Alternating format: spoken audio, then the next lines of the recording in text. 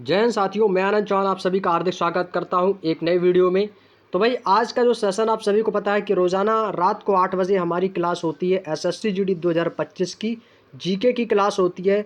और आज हम जीके जीएस एसएससी जीडी 2025 की जो न्यू बुक आई है उसमें आज हम भूगोल की दोस्तों तीसरी क्लास में पहुंच चुके हैं। और अभी तक दोस्तों हमारी जितनी भी क्लासें हो चुकी हैं, ज्योग्राफी की क्लासें हो चुकी हैं, हिस्ट्री की क्लासें हो चुकी हैं, वो सारी क्लासें आपको प्लेलिस्ट में मिल जाएंगी। तो हम अपने सेशन को करते हैं स्टार्ट। और यदि आप लोगों ने हमारी अभी तक की पिछली क्लासों को नहीं देखा है तो आप जाके प्लेलिस्ट में उन सारी क्लासों को ज़रूर देख लीजिएगा। आपको बारी बारी से सारी वीडियोस क्रमानुसार आपको मिल जाएंगी और सभी वीडियोस को आप ज़रूर देख लीजिएगा। और यदि हम कल की क्लास की बात करते हैं तो कल की क्लास में हमने भूगोल में, आप सभी लोग जानते हो कि कल की क्लास में हमने 90 तक के क्वेश्चंस आप लोगों से डिस्कस कर लिए थे। हालांकि कल एक वीडियो के लास्ट में एक थोड़ी सी टेक्निकल इशू हो गया था जिसकी वजह से क्वेश्चन नंबर 90 हम पूरा नहीं करवा पाए थे, लेकिन कोई दिक्कत नहीं, वो टेक्निकल इशू मैंने देख लिया था। लेकिन आज हम उस क्वेश्चन नंबर 90 को ज़रूर पूरा करवाएंगे, ठीक है। तो आज हम क्वेश्चन आप लोगों के लिए 90 से लेकर 120 तक के क्वेश्चन आप लोगों से डिस्कस करेंगे। तो आज की श्रृंखला में 120 तक के क्वेश्चंस रखे हैं जो कि आपके प्रीवियस ईयर एग्जाम में पूछे गए हैं, बेहद इंपॉर्टेंट है और उनकी व्याख्या सहित हम इन क्वेश्चनों को डिस्कस करेंगे। तो चलिएगा दोस्तों, हम अपने सेशन को करते हैं स्टार्ट बिना टाइम वेस्ट किए। तो सभी लोग एक बार सेशन को लाइक कर देंगे, शेयर कर देंगे ताकि और भी लोग क्लास में दोस्तों जुड़ सके और अपनी तैयारी को एक बेहतरीन तरीके से कर सके और अपना रिवीजन भी अच्छे तरीके से कर सके। तो चलिएगा दोस्तों, हम अपने सेशन को करते हैं स्टार्ट। कल की क्लास की जो बात हो रही थी दोस्तों वो क्वेश्चन नंबर 90 को लेकर हो रही थी, लेकिन ये क्वेश्चन नंबर 90 टेक्निकल इशू की वजह से नहीं हो पाया था, लेकिन हम आपको बता देते हैं। देखिएगा दोस्तों, हुंडरू जलप्रपात किस नदी पर बना हुआ है, ये क्वेश्चन आपका है क्वेश्चन नंबर 90। तो इसका जो सही जवाब है दोस्तों ये है आपका स्वर्ण रेखा नदी पर। कहाँ पर है भाई? एक स्वर्ण रेखा नदी है और ये स्वर्ण रेखा नदी आपके झारखंड में स्थित है। कहाँ पर है दोस्तों? तो ये स्वर्ण रेखा नदी आपके झारखंड में स्थित है। और झारखंड की राजधानी पूछी जाए तो आप कहेंगे सर झारखंड की जो राजधानी है वो क्या हो जाएगी? रांची। रांची कहाँ की राजधानी है? झारखंड की राजधानी है। तो ये हुंडरू जलप्रपात स्वर्ण नदी रेखा पर आपका स्थित है। अब आपके एग्जाम में क्वेश्चन ये भी पूछा जा सकता है कि स्वर्ण रेखा नदी कहाँ पर बहती है? तो आप बताएंगे झारखंड में बहती है। और यह जल दोस्तों आपके 320 फीट की ऊंचाई से गिरता है जो कि राज्यों के उच्चतम जलप्रपातों में से एक है। भाई 320 फीट की जो ऊंचाई है वहाँ से ये जल जो है स्वर्ण रेखा जल पर हुंडरू जलप्रपात का जल गिरता है। अब यहाँ पे आपके झारखंड के कुछ प्रमुख जलप्रपात दिए गए हैं जिनमें से सबसे ज़्यादा इम्पोर्टेंट है आपका गौतम धारा जलप्रपात। आपको ये 3 जलप्रपात हैं, तीनों नाम याद रख लेना। यदि नाम याद नहीं रख पाते हो तीनों तो एक तो आपको कंपलसरी याद रखना है, वो है आपका गौतम धारा जलप्रपात और इसी को जौनहा जलप्रपात के नाम से भी जाना जाता है। और ये आपके रारू नदी पर स्थित है जो कि झारखंड में है। सांडनी जलप्रपात आपका शंख नदी झारखंड में स्थित है। दसम जलप्रपात ये आपका कांची नदी झारखंड में स्थित है। अगला क्वेश्चन आता है दोस्तों, इम्पॉर्टेंट है कि निम्नलिखित में से कौन सी भारत की नदियों को आपस में जोड़ने वाली प्रथम परियोजना है? इसको आप लोग इम्पॉर्टेंट क्वेश्चन लगाएंगे और इसको नोट कर लेंगे अपनी कॉपी में। वेरी इंपॉर्टेंट क्वेश्चन है दोस्तों। तो वो है आपकी केन बेतवा नहर या केन बेतवा परियोजना। ये वो परियोजना है जो भारत की नदियों को आपस में जोड़ने का कार्य करती है। तो याद रखेंगे, तो भारत में नदियों को आपस में जोड़ने के लिए कौन सी परियोजना है? तो आप कहेंगे सर केन बेतवा परियोजना जो है ये भारत में नदियों को जोड़ने का कार्य करती है। केन बेतवा लिंक परियोजना ये आपके मध्य प्रदेश में एक नदी बहती है जिसका नाम है केन नदी। उसी के अतिरिक्त पानी को ऊपर उत्तर प्रदेश की बेतवा नदी में पहुंचाने के लिए बनाई गई है। अगला पॉइंट है राष्ट्रीय परिप्रेक्ष्य योजना एनपीपी के तहत परिकल्पित केन बेतवा परियोजना देश में कार्यान्वित पहली होने वाली नदियों को जोड़ने की पहली परियोजनाओं में से एक होगी। तो इसे दोस्तों नदियों को जोड़ने वाली भारत की पहली परियोजना के नाम से भी जाना जाता है जिसको केन बेतवा कहा जाता है। अब केन बेतवा इसलिए कहा जाता है क्योंकि केन नदी जो है ये आपके मध्य प्रदेश की है और बेतवा नदी जो है आपकी उत्तर प्रदेश की है। तो ये क्या करती है, उनमें अपना जो पानी है केन नदी वो अपना अधिकतम पानी बेतवा नदी में पहुंचाने का कार्य करती है। तो वो नदियां आपस में मिल जाती हैं, इसलिए ये मिलाने का काम करती है, इसलिए इसका नाम केन बेतवा परियोजना रखा गया। बात समझ में आ गई। आगे चलते हैं नेक्स्ट क्वेश्चन। निम्नलिखित में से कौन से देशों में 1.8 किलो लंबे फैनी पुल से जुड़े हैं? निम्नलिखित देशों में से कौन से देश 1.8 किलो लंबे फैनी पुल से जुड़े हैं? तो वो है आपका दोस्तों भारत और बांग्लादेश। कौन सा है दोस्तों? भारत और बांग्लादेश। और यह पुल जो है आपका लगभग 1800 मीटर, कह सकते हैं 1.8 किलोमीटर लंबा पुल है। और ये आपके त्रिपुरा राज्य की फैनी नदी। अब ये फैनी नदी कहाँ पर बहती है? एग्जामिनर क्वेश्चन पूछ सकता है। तो आप कहेंगे कि फैनी नदी जो है ये आपके त्रिपुरा राज्य में बहती है। और ये बांग्लादेश के बीच में जो नदी बहती है उसमें दोनों देश भारत और बांग्लादेश जुड़े हुए हैं। तो वो कौन सी नदी है? फैनी नदी। अब देखिएगा, अब इस क्वेश्चन से एक नया क्वेश्चन निकल के आता है जो कि एग्जामिनर आपसे एग्जाम में पूछ सकता है कि बताइएगा कि भारत और बांग्लादेश को कौन सी नदी जोड़ती है? तो आप कहेंगे सर फैनी नदी जोड़ती है, जो कि त्रिपुरा में स्थित है, जो कि भारत और बांग्लादेश को जोड़ने का कार्य करती है। और इस सेतु को मैत्री सेतु भी कहा जाता है। तो ये आप लोगों ने मैत्री शब्द तो पढ़ा होगा। मैत्री का संबंध होता है मित्रता यानी कि दोस्ती। तो ये मैत्री सेतु भी कहा जाता है। तो ये मैत्री सेतु जो है ये भारत और बांग्लादेश को कहा जाता है। अब आपसे क्वेश्चन ये भी पूछा जा सकता है, क्योंकि ये क्वेश्चन एग्जाम में पूछा गया इसलिए मैं आपसे बता रहा हूँ। क्वेश्चन एग्जाम में आया था कि मैत्री सेतु किन दो देशों के बीच की किन दो देशों का बीच का सेतु है या किन दो देशों के बीच स्थित है? तो मैत्री सेतु जो है ये भारत और बांग्लादेश के बीच स्थित है। बांग्लादेश के साथ भारत की जो सीमा रेखा है वो आपकी 4096.7 किलोमीटर की सीमा साझा करता है। कौन? भारत। तो भारत जो है ये बांग्लादेश के साथ कितने अंतर्राष्ट्रीय सीमा की साझा करता है? तो आप कहोगे 4096.7। अब बात करते हैं भारत का पड़ोसी देश म्यांमार की सीमा के बारे में। तो भारत म्यांमार सीमा पर कौन सी पहाड़ी है जो भारत के पूर्वी पहाड़ी इलाकों को मीजो हिल्स, अब ये मीजो हिल्स कहाँ पर पड़ती है? आपकी मिजोरम और मणिपुर हिल्स को जोड़ती है, यानी कि मिजोरम हिल्स और मणिपुर हिल्स को जोड़ती है। तो वो है आपकी दोस्तों चिन। कौन सी पहाड़ी है? तो वो आपकी चिन पहाड़ी है। चिन जो पहाड़ी है ये आपके उत्तर पश्चिमी म्यांमार बर्मा में पहाड़ी क्षेत्र जो भारत के साथ फैला हुआ है, यह मिजो हिल्स और मणिपुर हिल्स को आपस में जोड़ने का कार्य करता है। और मैईथा तथा कलादान नदियां ये चिन पहाड़ी की सीमा निर्धारित करती हैं।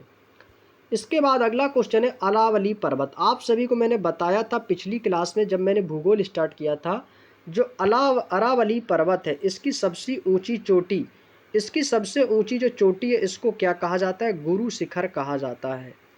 ये मैंने आपको पिछली क्लास में बताया था जब मैंने भूगोल को स्टार्ट किया था। तो अरावली की जो सबसे ऊंची चोटी है इसे गुरु शिखर कहा जाता है। और अरावली जो पर्वत है आपके माउंट आबू जिसको कहा जाता है, जो कि राजस्थान में स्थित है। ऑप्शन नंबर ए इस क्वेश्चन का एकदम सही जवाब हो जाएगा, राजस्थान। बात समझ में आ गई। माउंट आबू पर्वतमाला या अरावली पर्वतमाला कहाँ पर स्थित है? तो राजस्थान बताना है। अरावली पर्वत की सबसे ऊंची चोटी को क्या कहा जाता है? तो गुरु शिखर आपको बता देना है। नेक्स्ट क्वेश्चन, जवाई बांध जवाई नदी पर, ये तो आप बता सकते हो कि जवाई बांध किस नदी पर, तो किस सेम नाम है, तो जवाई नदी पर बना हुआ है। और ये एक जलाशय है। तो हमसे ये पूछा है कि जो जवाई नदी है इसकी सहायक नदी कौन सी है? तो जवाई नदी की सहायक नदी हो जाएगी दोस्तों लूनी नदी। कौन सी नदी हो जाएगी? लूनी नदी हो जाएगी। और यह क्वेश्चन आपके एसएससी जीडी 3 दिसंबर 2021 को एग्जाम में आया हुआ क्वेश्चन है।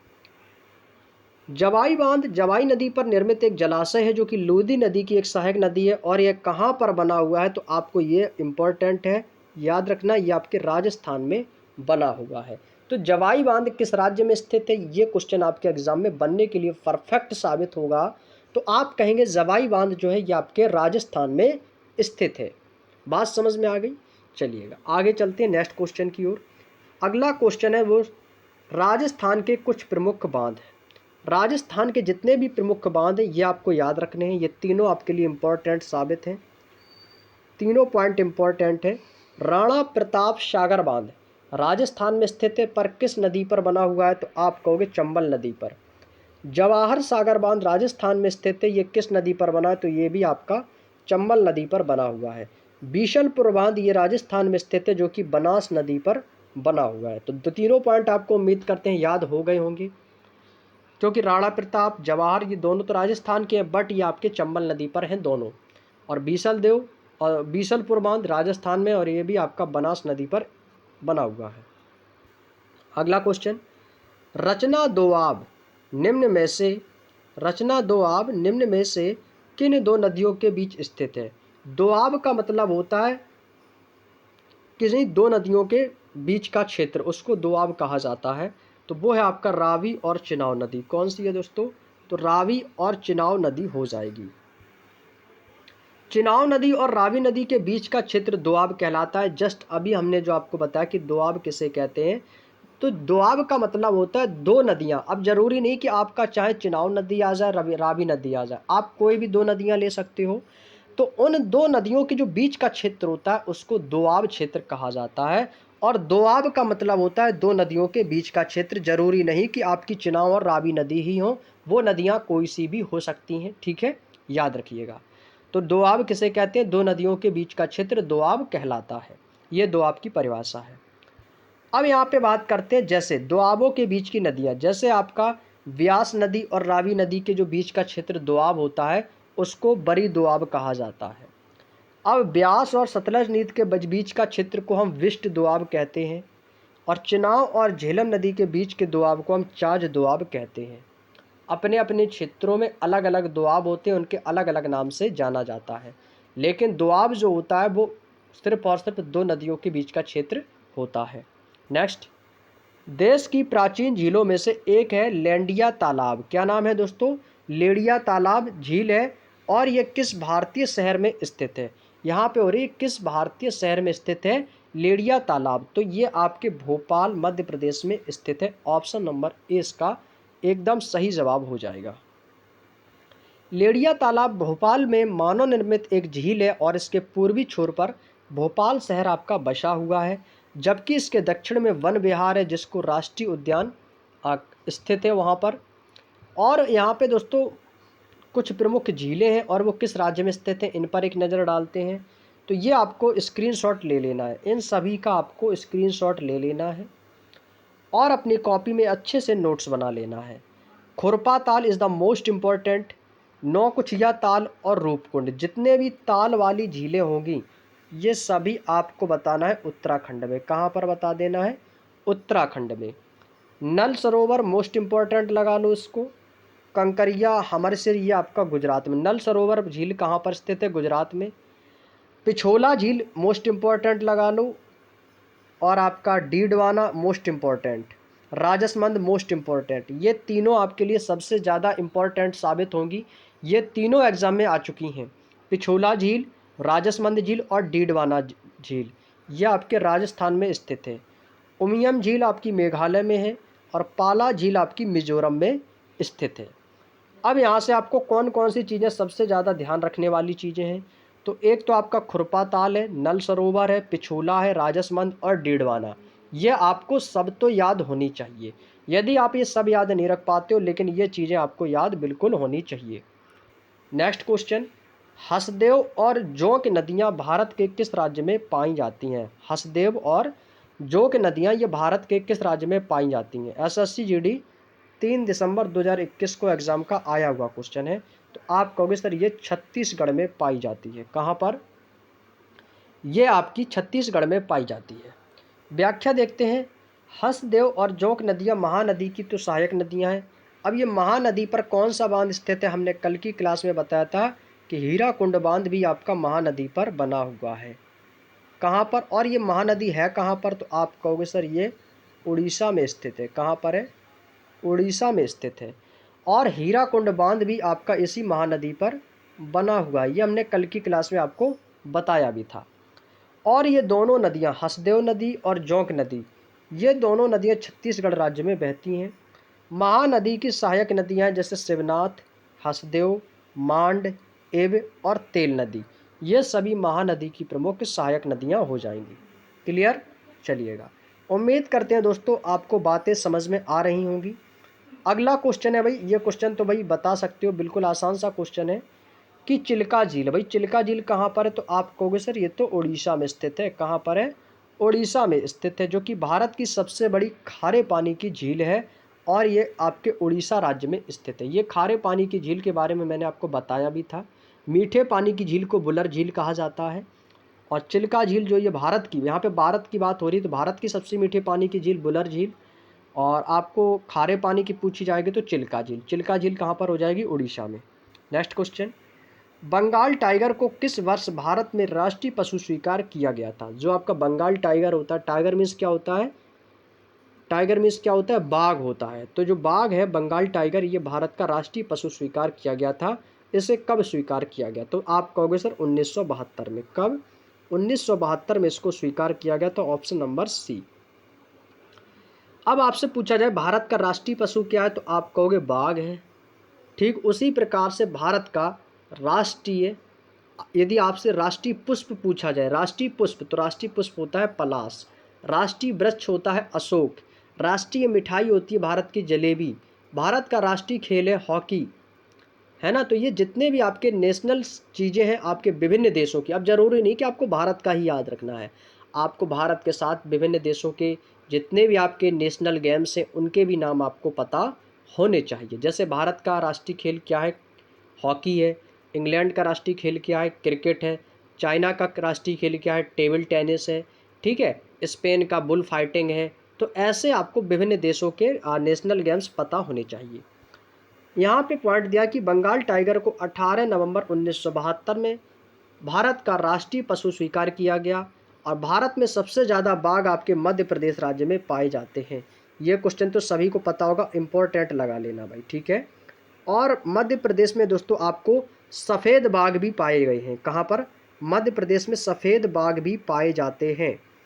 और भाई सफ़ेद बाघ भाई महाराष्ट्र में देखने को मिलता है। ये महाराष्ट्र में भी सफ़ेद बाघ देखे गए हैं। बाघ में भी कई प्रजातियां होती हैं, सफ़ेद बाघ, पीले बाघ, लेकिन जो बाघ होते हैं ये आपके मध्य प्रदेश में सबसे ज़्यादा पाए जाते हैं। और मध्य प्रदेश को सफ़ेद बाघों की भूमि भी कहा जाता है। ये क्वेश्चन भी आपको याद रखना है। सफ़ेद बाघों की भूमि किसे कहा जाता है? मध्य प्रदेश को कहा जाता है। और लेकिन सफ़ेद बाघों की भूमि मध्य प्रदेश में एक स्थान है, उसको कहा जाता है, लेकिन उस स्थान का नाम मुझे याद नहीं है, ठीक है। हालांकि वैसे आप गूगल वगैरह से सर्च कर सकते हो। तो सफ़ेद बाघ ये आपके मध्य प्रदेश में भी पाए गए हैं और वैसे मध्य प्रदेश में सबसे ज़्यादा आपके बाघ पाए जाते हैं। और मध्य प्रदेश को इसीलिए टाइगर स्टेट भी कहा जाता है। क्या कहा जाता है? बाघों का राज्य जिसको, या टाइगर स्टेट भी कहा जाता है। तो बताइएगा भारत का टाइगर स्टेट किसे कहा जाता है? तो आप कहोगे सर मध्य प्रदेश को टाइगर स्टेट भी कहा जाता है।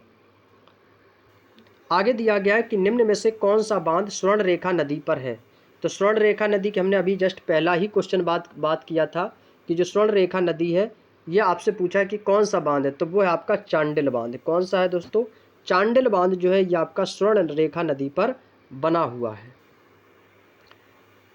और स्वर्ण रेखा नदी कहाँ पर? मैंने अभी आपको बताया था कि झारखंड की राजधानी होती है रांची, तो झारखंड की राजधानी रांची में स्वर्ण रेखा बांध स्थित है। इंपॉर्टेंट था इसीलिए द्वारा भी आया है। नेक्स्ट क्वेश्चन, निम्नलिखित में से कौन सी भारतीय मलिन बस्ती विश्व की सबसे बड़ी मलिन बस्तियां किन्हें कहते हैं? जो आप लोगों ने देखा होगा, आप जब भी बड़ी सिटी वगैरह में जाते हैं, जैसे आपका कानपुर वगैरह, अब तो खैर हर जगह आपको डिस्ट्रिक्ट वगैरह में देखने को मिल जाते हैं, जिनको झोपड़पट्टी कहा जाता है। जो लोग झोपड़पट्टियों में रहते हैं उनको मलिन बस्ती के नाम से जाना जाता है। तो ये आपके जो भारत की जो सबसे बड़ी मलिन बस्ती में से एक है, उसे क्या कहते हैं? उसे धारावी कहते हैं। क्या कहते हैं? धारावी कहते हैं। तो ऑप्शन नंबर डी इसका सही जवाब हो जाएगा। धारावी जो है ये मुंबई का एक क्षेत्र है और यहाँ पर एक झुग्गी बस्ती होती है जो कि सबसे गंदी बस्तियों में गिनी जाती है। आपसे हमने देखा होगा, नहीं कहते हैं भाई कि जो झुग्गी झोपड़ी वाले होते हैं, झोपड़पट्टी वाले होते हैं, वो बहुत ही गंदगी से रहते हैं। देखा होगा आप लोगों ने, वो साफ़ सफाई से बिल्कुल भी नहीं रहते हैं। तो उसी प्रकार से एक धारावी है क्षेत्र, ये आपका मुंबई में पड़ता है धारावी क्षेत्र। और मुंबई में आपको सबसे ज़्यादा झोपड़पट्टी वाले मिल जाते हैं, रोडों के किनारे अपना तंबू वगैरह लगा लेते हैं, आप लोगों ने देखा होगा, और बड़ी बिल्कुल गंदगी से रहते हैं वो लोग। तो वो एक झुग्गी बस्ती के नाम से जाना जाता है और ये सबसे गंदी बस्तियों में गिनी जाती है, ठीक है, याद रखना। अगला क्वेश्चन है 103 नंबर क्वेश्चन कि निम्नलिखित में से किस राज्य में जन्म के समय जीवन प्रत्याशा सबसे अधिक है? यानी कि जन्म के समय जो उनकी जीवन की प्रत्याशा है ये सबसे अधिक है, तो वो है आपका केरल राज्य। कौन सा है दोस्तों? केरल राज्य है। ऑप्शन नंबर डी इस क्वेश्चन का एकदम सही जवाब हो जाएगा। और केरल राज्य की यदि हम बात करें दोस्तों साक्षरता दर के बारे में, तो केरल को दोस्तों भारत का सबसे ज़्यादा साक्षरता दर वाला राज्य भी कहा जाता है। भारत में पहला जो स्थान है वो किसको दिया जाता है, साक्षरता दर को केरल को दिया जाता है। जो सबसे ज़्यादा शिक्षित लोग हैं वो आपको केरल में देखने को मिलेंगे।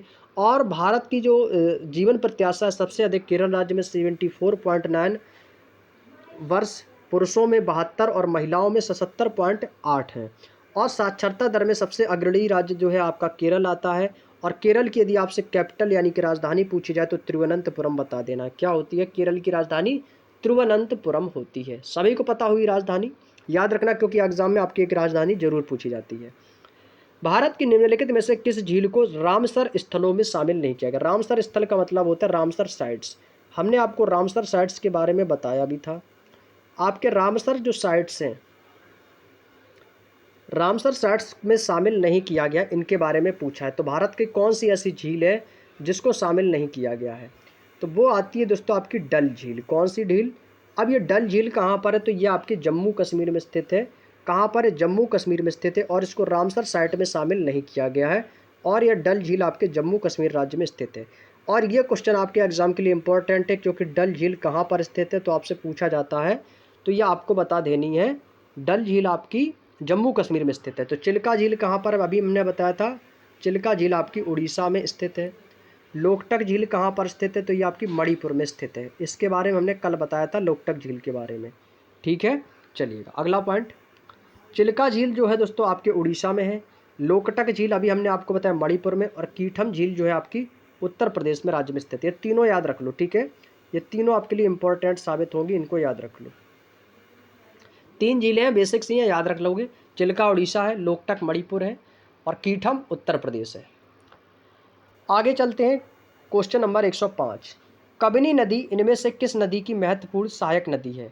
हम पिछले 3 से 4 दिनों से लगातार सहायक नदियों की चर्चा करते आए हैं। तो बताना है कि कबिनी नदी जो है ये किस नदी की सहायक नदी है? तो वो है आपकी कावेरी नदी की। किस नदी की हो जाएगी दोस्तों? तो आप कहेंगे ये कावेरी नदी की प्रमुख सहायक नदी है। और जो कावेरी नदी है जिसे कपिला नदी के नाम से भी जाना जाता है। क्या नाम से? कपिला नदी।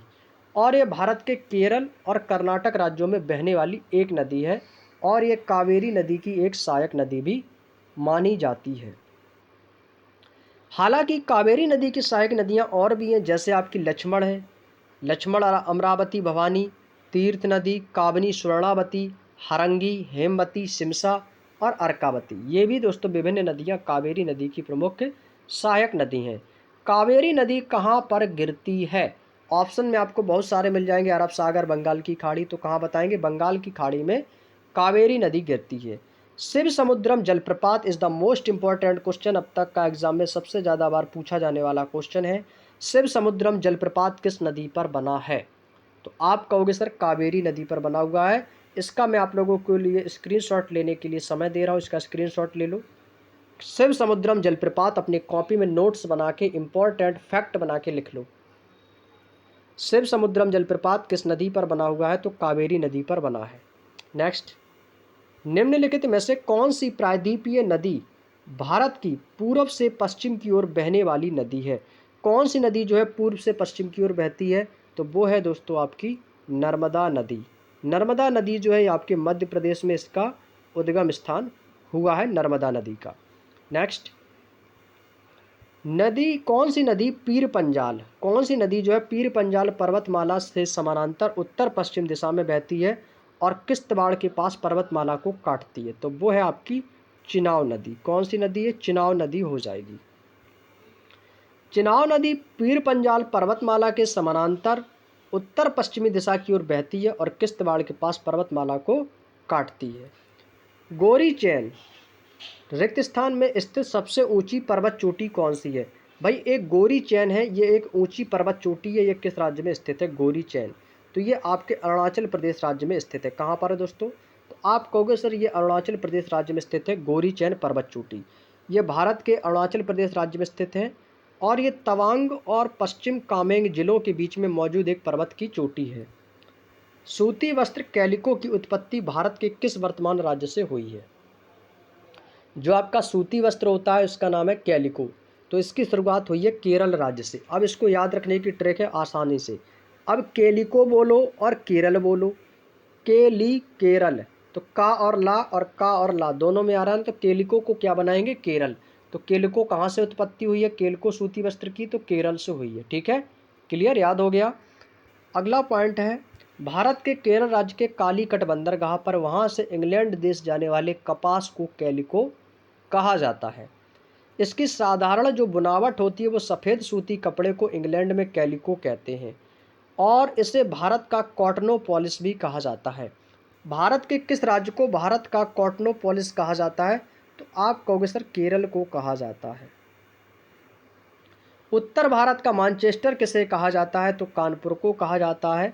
दक्षिण भारत का मैनचेस्टर कोयम्बटूर को कहा जाता है।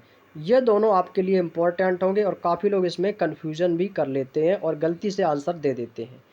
कभी लोग दक्षिण भारत का मैनचेस्टर आपका बता देते हैं कानपुर, लेकिन उत्तर भारत का मैनचेस्टर कानपुर होता है, दक्षिण भारत का मैनचेस्टर कोयम्बटूर होता है और भारत का मैनचेस्टर अहमदाबाद होता है और पूरब का बोस्टन अहमदाबाद है।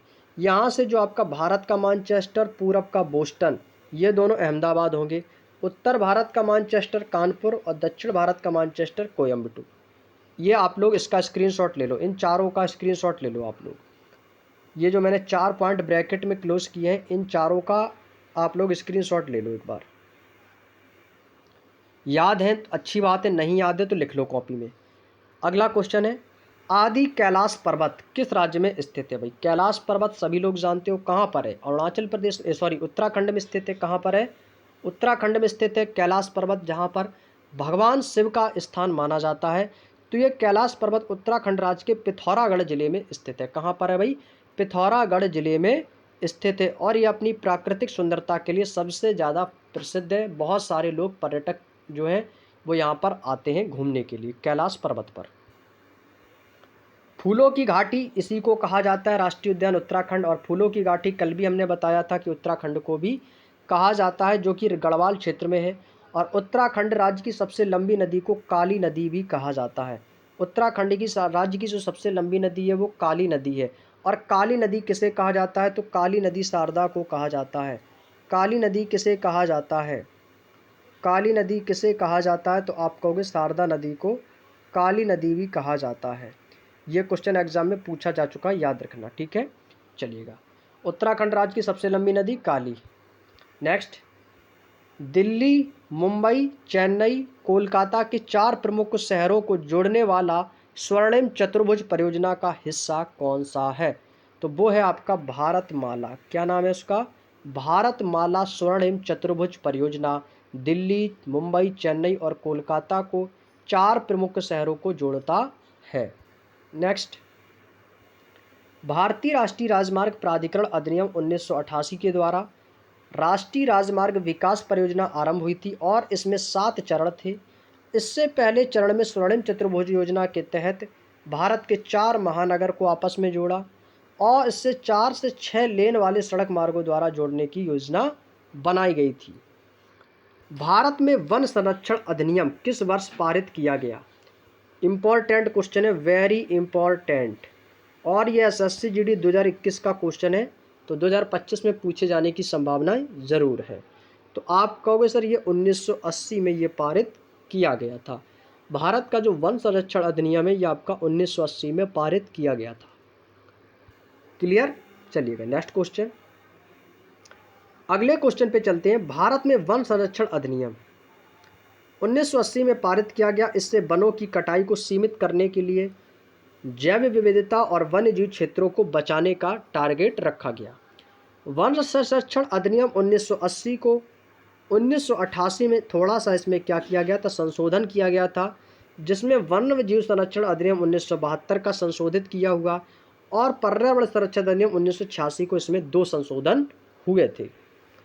निम्नलिखित में से कौन सी नदी तिब्बत, भारत और बांग्लादेश से होकर बहती है। ऐसी कौन सी नदी जो तिब्बत से, भारत और बांग्लादेश से होकर बहती है, तो वो है आपकी ब्रह्मपुत्र नदी। कौन सी दोस्तों, ब्रह्मपुत्र नदी। ब्रह्मपुत्र एक नदी है जो तिब्बत, भारत और बांग्लादेश से होकर बहती है और इस नदी जो है निकलती है ये मानसरोवर झील के निकट निकलती है।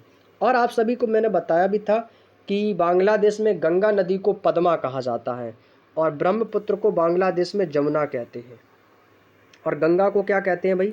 तो गंगा को क्या कहते हैं बांग्लादेश वाले? तो गंगा को कहते हैं पद्मा। ये हमने आपको पहली क्लास में बताया था।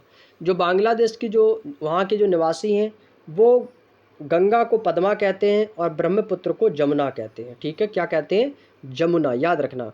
और ब्रह्मपुत्र नदी बांग्लादेश में धुबरी के निकट प्रवेश करती है और ब्रह्मपुत्र को तिब्बत में सांगपो नदी कहते हैं। अब ये सांगपो नदी किसे कहा जाता है? तो ये ब्रह्मपुत्र नदी का ही उपनाम है, क्योंकि जो तिब्बत के लोग होते हैं वो ब्रह्मपुत्र नदी को सांगपो नदी के नाम से जानते हैं या उन्हें कहते हैं। भारत और बांग्लादेश के प्रमुख उत्पादक कौन से हैं? तो वो है आपका जूट उत्पादक जूट उत्पादक देश है। भारत और बांग्लादेश के बीच सबसे ज़्यादा जो प्रमुख उत्पादक होता है वो जूट को लेकर होता है। नेक्स्ट, भारत और बांग्लादेश में जूट का उत्पादन सबसे बड़े देश से हैं। जो जूट उत्पादन के बांग्लादेश विश्व में बाजार में भारत के मुख्य प्रतियोगी के रूप में उभरा है। धिनोदर पहाड़ियाँ ये किस भारतीय राज्य या केंद्र शासित प्रदेश में स्थित है? तो ये आपकी आ जाती है गुजरात राज्य में। कहाँ पर? गुजरात राज्य में आती है। तो ऑप्शन नंबर 20 क्वेश्चन का एकदम सही जवाब हो जाएगा। नेक्स्ट, धिनोदर की पहाड़ियाँ गुजरात के कच्छ के जिले में स्थित हैं और इन पहाड़ियों पर एक तीर्थ स्थल है जिसे धिनोदर मंदिर के नाम से भी जाना जाता है। अब आपके एग्जाम में जानते हो कि हमारे एग्जाम में प्रमुख मठ और मंदिर से क्वेश्चन पूछे जाते हैं। तो ये एक मंदिर का नाम याद रख लो, धिनोदर मंदिर। धिनोदर मंदिर किस राज्य में अवस्थित है? तो आप कहोगे ये कहाँ पर है? गुजरात में स्थित है। गुजरात में कहाँ पर? कच्छ के जिले में। यहाँ पे आपके विभिन्न राज्य हैं और उन पर कौन सा राज्य और कौन सी पहाड़ी जो है आपके किस राज्य में स्थित है। जैसे आपकी बालाघाट पहाड़ी, हरिश्चंद्र पहाड़ी, सतमाला और कलसुबा ये कहाँ पर स्थित है? तो आप कहोगे ये महाराष्ट्र में स्थित है। माउंट डियाबुलो, सैंडल पीक उत्तरी अंडमान में, माउंट थुइलर ये आपके अंडमान निकोबार द्वीप समूह पर स्थित है। ये तो सभी को पता होगा सैंडल पीक चोटी के बारे में। और पश्चिम बंगाल में संदिग्फू चोटी ये आपके दार्जिलिंग पश्चिम बंगाल कोलकाता में स्थित है। नेक्स्ट, अगला पॉइंट है भारत में ताड़, नारियल, केवड़ा और आपका आता है दोस्तों एंगार ये निम्नलिखित में से किस वन में सामान्यतः पाए जाने वाले वृक्ष हैं। अब देखिएगा दोस्तों, जो भारत में जो ताड़ का वृक्ष होता है, नारियल का वृक्ष है और केवड़ा और एंगार ये वृक्ष दोस्तों सामान्यतः आपके मैंग्रोव वन वाले क्षेत्रों में पाए जाते हैं। ये सामान्यतः मैंग्रोव वन में पाए जाते हैं। भारत में मैंग्रोव वन गंगा, गोदावरी तथा कृष्णा नदी के जो डेल्टाई क्षेत्र होते हैं वहाँ पर पाए जाते हैं। भारत में सबसे अधिक मैंग्रोव वनों का क्षेत्र वो आपका है पश्चिम बंगाल कोलकाता में। अब यहाँ से क्वेश्चन बन के निकल के आता है कि बताइएगा कि सबसे अधिक मैंग्रोव वन भारत के किस राज्य में पाए जाते हैं। तो आप कहोगे भारत में सबसे ज़्यादा मैंग्रोव वन जो है ये आपके पश्चिम बंगाल में पाए जाते हैं। और मैंग्रोव वनों में ताड़, नारियल, केवड़ा, एंगार, कैजुरीना और बैंदी सामान्यतः पाए जाने वाले वृक्ष हैं। ये जितने भी वृक्ष हैं ये सभी आपके पाए जाते हैं। नेक्स्ट, भारत में किस प्रकार के वन के वृक्ष शुष्क ग्रीष्म काल में लगभग 6 से 8 सप्ताह तक अपनी पत्तियां गिराते हैं। आप सभी जानते हो कि जो पौधों की हरी पत्तियां होती हैं इनका रंग क्लोरोफिल के कारण होता है और जब पत्तियां गिरकर पीली पड़ जाती हैं, पहले क्या होता है पत्तियां कैसी होती हैं? हरी होती हैं, तो उनमें क्लोरोफिल होता है। फिर धीरे धीरे पत्तियों में पीलापन होने लगता है। जब पत्तियां पीली होने लगती है तो उसमें क्या हो जाता है? क्लोरोफिल की मात्रा नष्ट हो जाती है। तो उसमें भाई क्या हो जाता है? कैरोटीन आ जाता है। तो कैरोटीन की वजह से क्या होती है? पत्तियां पीली पड़ जाती हैं और वो ज़मीन पर गिर जाती हैं। तो वो पूछा हमसे कि भारत के किस राज्य में वन के वृक्ष शुष्क ग्रीष्म काल में लगभग 6 से 8 सप्ताह तक अपनी पत्तियां गिराते हैं। उष्णकटिबंधीय है पर्वतीय वन, उष्णकटिबंधीय कटीली वन तथा झाड़ियाँ, उष्णकटिबंधीय पर्णपाती वन। तो वो है आपके उष्णकटिबंधीय पर्णपाती वन। ऑप्शन नंबर डी इस क्वेश्चन का एकदम सही आंसर हो जाएगा। उष्णकटिबंधीय पर्णपाती वन के वृक्ष शुष्क ग्रीष्म काल में लगभग 6 से 8 सप्ताह में अपनी पत्तियां गिरा देते हैं। अब यहाँ पे कुछ एक तरफ दोस्तों यहाँ पे आपको वन दिया गया है, दूसरी तरफ आपके वनों के क्षेत्र हैं और वर्षा दी गई कि वहाँ पर कितनी वर्षा होती है। जैसे उष्णकटिबंधीय सदाबहार जो वन होते हैं ये आपके सह्याद्री, यानी सह्याद्री किस क्षेत्र को कहा जाता है? तो हमने कल की क्लास में बताया था सह्याद्री आपके पश्चिमी घाट को कहा जाता है। तो पश्चिमी घाट में ये आपके पाए जाते हैं। तो पश्चिमी घाट को क्या कहा जाता है? सह्याद्री कहा जाता है। शिलांग पठार, अंडमान निकोबार समूह, लक्षद्वीप यहाँ पर जो आपकी वर्षा होती है वो 200 सेंटीमीटर से अधिक वर्षा वाले क्षेत्रों में ये उष्णकटिबंधीय सदाबहारपन पाए जाते हैं। पर्वतीय वन जो होते हैं तो ये पर्वत क्षेत्र जैसे हिमालय है, हिमाचल है, उत्तराखंड है, सिक्किम, अरुणाचल प्रदेश, इन क्षेत्रों में 150 से 300 सेंटीमीटर तक वर्षा वाले क्षेत्रों में पर्वतीय वन पाए जाते हैं। कटीले वन और झाड़ियाँ ये आपके गुजरात, राजस्थान, हरियाणा और मध्य प्रदेश जैसे राज्यों में पाई जाती है और यहाँ पर जो बारिश है वो 70 सेंटीमीटर से कम वर्षा वाले क्षेत्रों में ये पाए जाते हैं। नेक्स्ट, रिक्त स्थान पूर्वी घाटी का सबसे ऊंचा शिखर कौन सा है? तो वो है आपका महेंद्रगिरी पर्वत। कौन सा है दोस्तों? तो वो है आपका महेंद्रगिरी पर्वत। अब जो महेंद्रगिरी पर्वत है ये पूर्वी घाट का सबसे ऊंचा शिखर है और पूर्वी घाट को अस्तक श्रृंखला के रूप में उड़ीसा के तमिलनाडु तक ये फैला हुआ है और पूर्वी घाट का सबसे ऊंचा शिखर महेंद्रगिरी को कहा जाता है और इसकी लगभग जो लंबा ऊंचाई है ये आपकी 1501 मीटर इसकी ऊंचाई है महेंद्रगिरी पर्वत की। क्लियर? चलिएगा नेक्स्ट क्वेश्चन।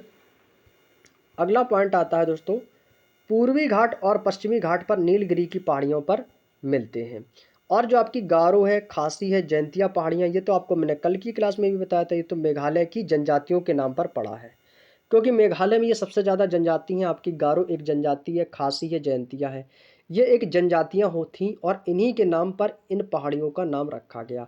तो गारो हिल्स, खासी हिल्स और आपकी जैंतिया हिल्स ये आपके मेघालय में पाई जाती हैं। तो ये तो एक तो पहाड़ियों के भी नाम हैं और ये गारो, खासी, जैंतिया ये एक जनजातियों के भी नाम हैं। तो पहाड़ी और जनजातियाँ ये दोनों के नाम हैं और दोनों आपके आंसर मेघालय हो जाएंगे। नेक्स्ट क्वेश्चन, निम्नलिखित में से कौन सी पहाड़ियाँ पूर्वांचल पहाड़ियों का हिस्सा नहीं है? क्वेश्चन को ध्यान से पढ़िएगा, हमसे पूछा है कौन सा हिस्सा पूर्वांचल का नहीं है, तो वो है आपकी पाटली पहाड़ी। अब मिजोरम, नागालैंड, मणिपुर, अब ये नागा पहाड़ी कहाँ पर है? आपके नागालैंड में है, इसीलिए इसे नागा पहाड़ी कहा गया है ना। और मिजो कहाँ पर है? तो ये आप कहोगे सर ये मिजोरम में हो जाएगा, मिजोरम में है। और मणिपुर तो आपका मणिपुर में है ही। तो इसमें से कौन सी है? पाटली पहाड़ी है, ये पूर्वांचल पहाड़ियों के हिस्से में नहीं आती है। नेक्स्ट, पाटली पहाड़ी जो है ये आपके दिल्ली के दक्षिण में स्थित पहाड़ियों की एक श्रृंखला है और पूर्वोत्तर भारत में हिमालयी क्षेत्र के पूर्वी विस्तार तक पूर्वांचल पहाड़ियों के नाम से जाना जाता है। पूर्वांचल पहाड़ियों में पटकाई बुम पहाड़ी, नागा पहाड़ी, मीजो पहाड़ी, गारो, खासी, जैंतिया, मिकिर, डाफला पहाड़ी और मणिपुर पहाड़ी ये दोस्तों आपकी पूर्वांचल पहाड़ियों में से प्रमुख हैं। नेक्स्ट, क्वेश्चन नंबर 120 और ये आज का दोस्तों हमारा अंतिम और लास्ट क्वेश्चन होगा और इसके बाद दोस्तों हम अपनी क्लास को ओवर करेंगे। तो हम आप लोगों के लिए पर डे 30 क्वेश्चंस लेकर आते हैं, तो आज हमारे लगभग टोटल 120 तक के क्वेश्चंस भी आज कवर हो जाएंगे। निम्नलिखित में से कौन सी एशिया की सबसे बड़ी मीठे पानी की झील है? तो भाई ये बात हो रही है एशिया की, तो वो है आपकी कंवर झील। कहाँ पर है दोस्तों? तो ये कंवर झील जो है और ये आपकी एशिया की सबसे बड़ी मीठे पानी की गोखुर झील है। ठीक है भाई, कैसी है? गोखुर झील है और ये आपके बिहार राज्य में स्थित है। यहाँ पे आप देखेंगे कि कंवर झील या इसे कंवर ताल भी कहते हैं, जो कि एशिया की सबसे बड़ी मीठे पानी की गोखुर झील है और ये बिहार राज्य के बेगूसराय जिले में स्थित है। कौन से जिले में? बेगूसराय। गंडक नदी के मार्ग में परिवर्तन या विसर्पण के चलते इस गोखुर झील का निर्माण हुआ है और इस झील में 2020 में रामसर स्थल, आपके रामसर साइट्स होते हैं, लगभग रामसर साइट्सों की जो संख्या वो लगभग 80 है, मेरे अकॉर्डिंग लगभग 80 है। तो ये आपके जो झील है रामसर स्थल है, 2020 में इसे घोषित किया गया, इसे रामसर साइट में भी इंक्लूड कर दिया गया और यह झील बिहार का पहला रामसर स्थल भी इसे कहा जाता है। जो आपका रामसर साइट में इस झील को शामिल किया गया, तो ये पहली झील ऐसी थी, यानी बिहार की एक ऐसी पहली झील है जिसे रामसर स्थल में शामिल किया गया था। क्लियर? चलिएगा, तो दोस्तों यहाँ से हमारे लगभग 120 तक के क्वेश्चन बिल्कुल कंप्लीट हो गए हैं और अब कल की क्लास में आप लोगों के लिए लेकर आएंगे हम क्वेश्चन नंबर 121 से लेकर आगे के क्वेश्चन तक का हम सफ़र करेंगे। ठीक है दोस्तों, तो आज की क्लास को हम यहीं तक रखते हैं और आप लोगों को आज का सेशन कैसा लगा तो आप लोग हमें कमेंट करके ज़रूर बताइएगा।